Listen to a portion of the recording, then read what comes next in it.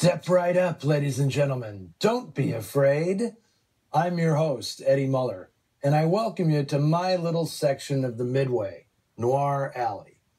Many of the movies I show here are picked to prove that noir wasn't confined to pictures with hard-boiled language and expressionistic shadows.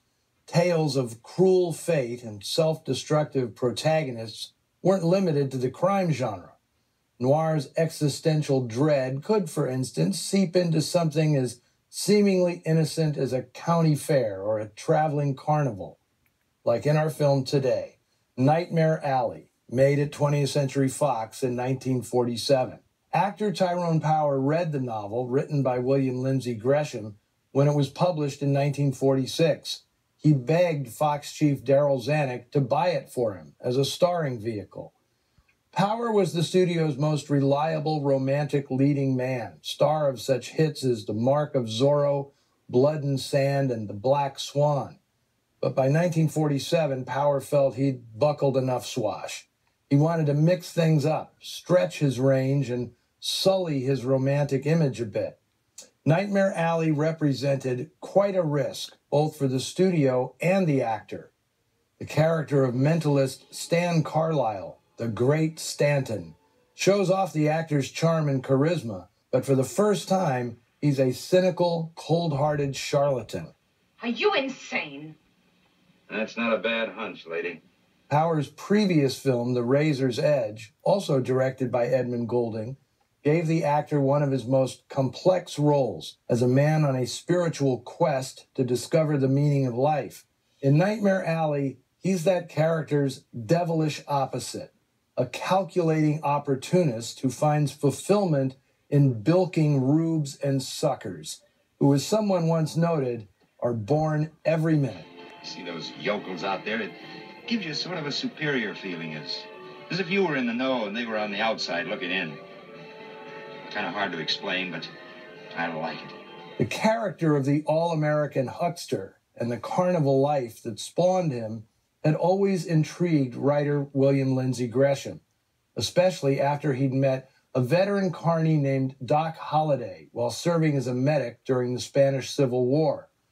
What he learned from Holliday inspired one of the great non-fiction books about carny life, 1953's Monster Midway.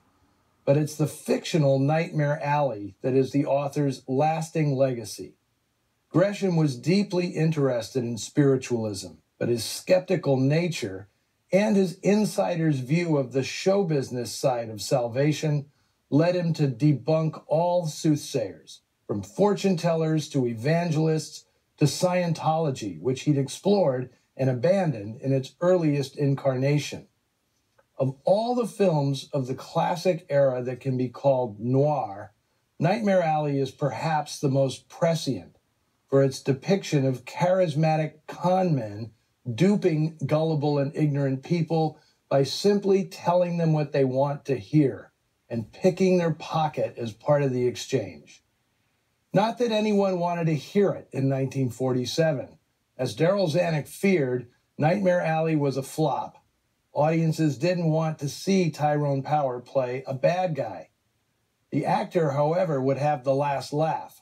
Once freed from years of legal entanglement, Nightmare Alley's reputation has grown steadily. The film had been out of circulation for decades when I resurrected it at a screening in Hollywood more than 23 years ago. After the show, a man approached me and confided that the code phrase, "Maybe you know my friend, Stan Carlisle," was used by con artists in the New Age self-help movement as a way of tipping off fellow grifters that they were hip to any scams. Turns out that Gresham's cautionary tale had also become a how-to guide for subsequent generations of phony spiritualists and healers. Today, Nightmare Alley is recognized not only as a terrific film noir, but one of the most powerful movies of the 1940s.